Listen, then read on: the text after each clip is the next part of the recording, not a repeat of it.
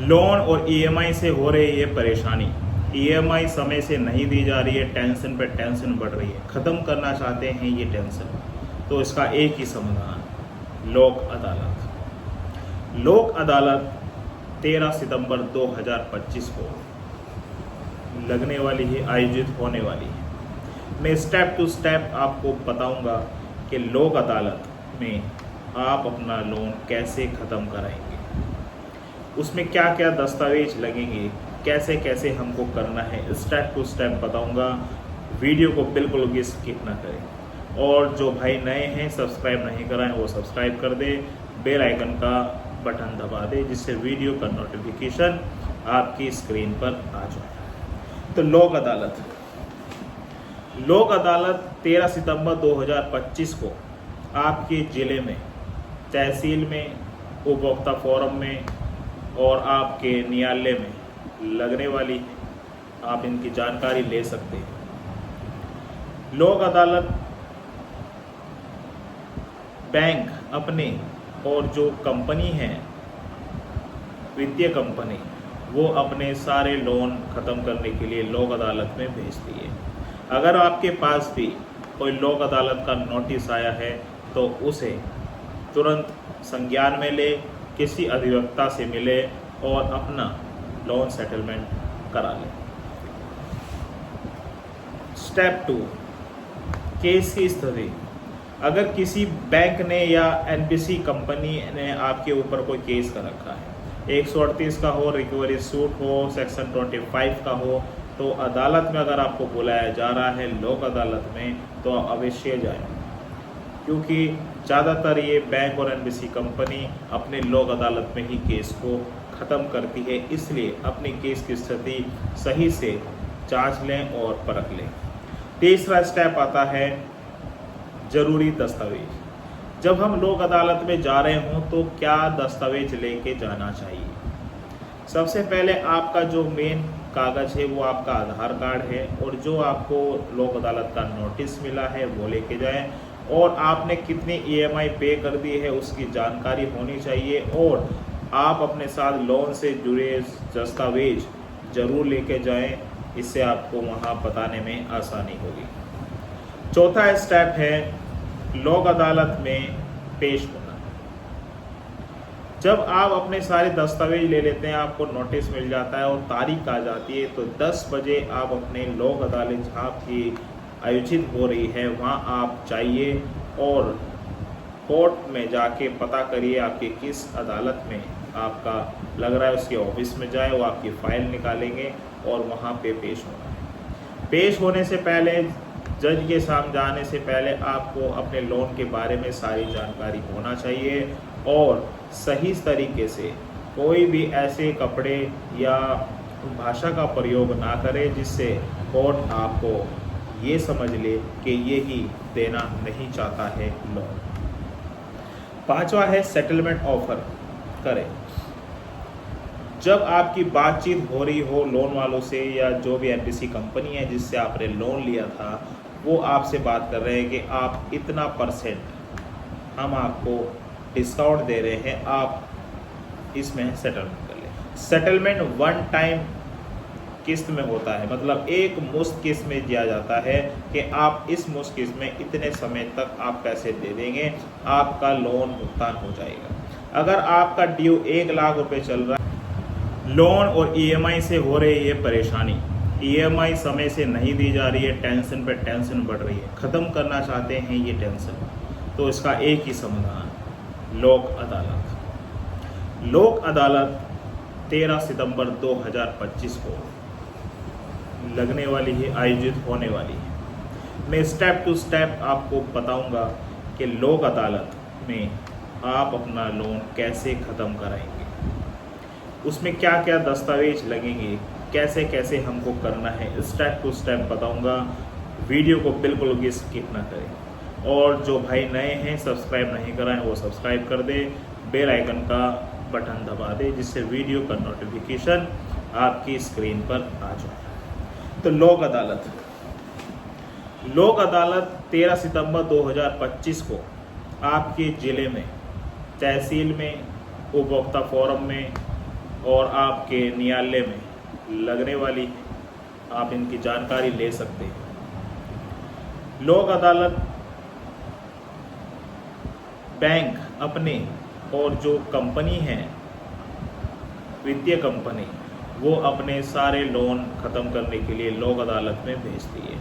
अगर आपके पास भी कोई लोक अदालत का नोटिस आया है तो उसे तुरंत संज्ञान में ले, किसी अधिवक्ता से मिले और अपना लोन सेटलमेंट करा ले। स्टेप 2, केस की स्थिति। अगर किसी बैंक ने या एनबीसी कंपनी ने आपके ऊपर कोई केस कर रखा है, 138 का हो, रिकवरी सूट हो, सेक्शन 25 का हो, तो अदालत में अगर आपको बुलाया जा रहा है लोक अदालत में तो अवश्य जाए, क्योंकि ज़्यादातर ये बैंक और एनबीसी कंपनी अपने लोक अदालत में ही केस को ख़त्म करती है। इसलिए अपनी केस की स्थिति सही से जांच लें और परख लें। तीसरा स्टेप आता है ज़रूरी दस्तावेज। जब हम लोक अदालत में जा रहे हों तो क्या दस्तावेज लेके जाना चाहिए? सबसे पहले आपका जो मेन कागज़ है वो आपका आधार कार्ड है, और जो आपको लोक अदालत का नोटिस मिला है वो लेके जाएं, और आपने कितनी ईएमआई पे कर दी है उसकी जानकारी होनी चाहिए, और आप अपने साथ लोन से जुड़े दस्तावेज ज़रूर लेके जाएं, इससे आपको वहाँ बताने में आसानी होगी। चौथा स्टेप है लोक अदालत में पेश होना। जब आप अपने सारे दस्तावेज ले लेते हैं, आपको नोटिस मिल जाता है और तारीख आ जाती है, तो 10 बजे आप अपने लोक अदालत जहाँ की आयोजित हो रही है वहाँ आप जाइए और कोर्ट में जाके पता करिए आपकी किस अदालत में आपका लग रहा है, उसके ऑफिस में जाए, वो आपकी फ़ाइल निकालेंगे और वहाँ पे पेश होना है। पेश होने से पहले, जज के सामने जाने से पहले आपको अपने लोन के बारे में सारी जानकारी होना चाहिए, और सही तरीके से कोई भी ऐसे कपड़े या भाषा का प्रयोग ना करें जिससे कोर्ट आपको ये समझ ले कि ये ही देना नहीं चाहता है लोन। पांचवा है सेटलमेंट ऑफर करें।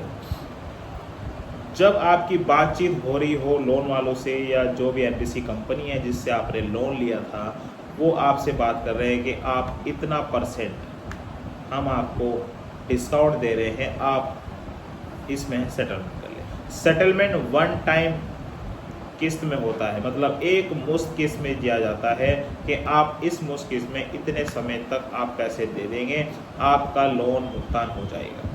अगर आपका ड्यू 1 लाख रुपए चल रहा है, 1 लाख रुपए अगर आपका ड्यू चल रहा है, तो सपोज एट मान के चलिए कि आपको 20,000 रुपये जमा कराने के लिए कहा जा रहा है, तो इसका मतलब ये है कि आपको 80% का डिस्काउंट लोक अदालत में मिला है। ये बहुत बड़ा डिस्काउंट होगा। तो सेटलमेंट करें, वन टाइम किस्त में बात करें और तय करें। फिर आता है आपका छठा, समझौता लिखित रूप में दें। जब आप में सेटलमेंट जो अमाउंट है वो तय हो जाए, तो आप एक समझौता जो लिखित रूप में कोर्ट में दाखिल करें, क्योंकि जब एक बार लिखित हो जाती है तो बैंक में मनमानी नहीं कर सकती। इससे आप ही का फ़ायदा है। तो ध्यान रहे, जब आप अपनी लोन सेटलमेंट की जो राशि है वो तय कर रहे हैं वन टाइम इंस्टॉलमेंट का, तो उसमें लिखित रूप से समझौता ज़रूर तैयार करा ले, ये फ़ायदेमंद की बात होती है। सातवां आता है भुगतान समय के अनुसार और लोन क्लोजर कराना। जब आप में समझौता हो गया, सेटलमेंट अमाउंट तय हो गई, तो अब आपकी जिम्मेदारी बनती है कि जिस समय में ये तय हुआ है उस समय आप भुगतान कर दें और लोन क्लोजर करा लें। ऐसा नहीं है कि आपको जो समय दिया था वो समय बीत गया है तो वो लोन जो डिस्काउंट था वो ख़त्म माना जाएगा डेट के, अगर आप ऊपर बढ़ जाते हैं। तो इसका ध्यान रखें कि भुगतान सही समय के अनुसार ही होना चाहिए। अब मैं बताता हूँ कि लोक अदालत के फ़ायदे। एक तो आपको एक ही दिन में सारी टेंशन ख़त्म, 80 से 85% का डिस्काउंट मिल जाता है, और उसे बैंक भी चैलेंज नहीं कर सकती है। कोई बैंक वाला परेशान नहीं करेगा।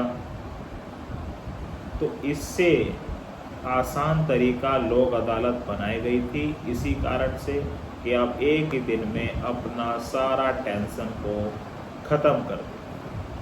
ये होती है लोक अदालत की स्पेशलता और सत्यता। तो जिन भाइयों के पास नोटिस आ गया है लोक अदालत का वो अवश्य जाएं, और जिनके पास नहीं आया है वो सेटलमेंट करना चाहते हैं तो बैंक से जाकर मिले, उन्हें कहे कि हमारी फाइल लोक अदालत में भेज दें। अगर किसी कारण से पेमेंट नहीं दिए जा रही है, टेंशन ले रहे हैं, तो आप हमसे बात कर सकते हैं, आपका टेंशन हम ख़त्म कर देंगे। किसी कारणवश कोई भी डरने की ज़रूरत नहीं है, किसी भी बैंक से या एनबीसी कंपनी से हम लोग आपके लिए बैठे। तो जिन भाइयों ने सब्सक्राइब नहीं करा था वो सब्सक्राइब कर दे और शेयर कर दे वीडियो को ज़्यादा से ज़्यादा। धन्यवाद। जय हिंद।